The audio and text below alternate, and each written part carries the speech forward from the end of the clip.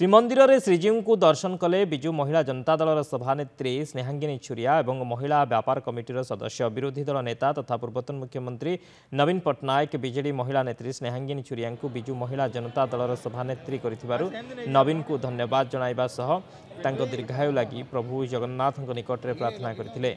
राज्य में महिला स्वार्थ लगी कार्य करने सह महिला निर्यातना विरोध में स्वर उठाइबा लगी कार्य करिबो महिला दल। राज्य में आईन श्रृंखला विपर्यस्त होगा सह दिन को दिन महिला निर्यातना बढ़ुवा विजु महिला जनता दलर सभानेत्री।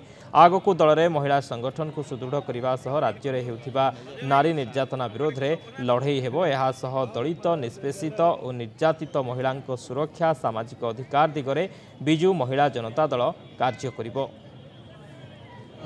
कार्यारंभ करने प्रथम प्रभु जगन्नाथ दर्शन आम समस्ते आसी महाप्रभु दर्शन बहुत सुंदर भाव है।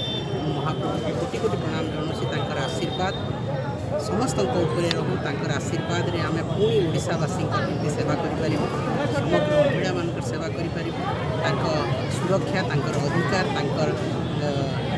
सामाजिक अधिकार संवैधानिक अधिकार और सुरक्षा न्याय आम केमती लड़ाई कर दलित निष्पेषित महिला काम कर आशीर्वाद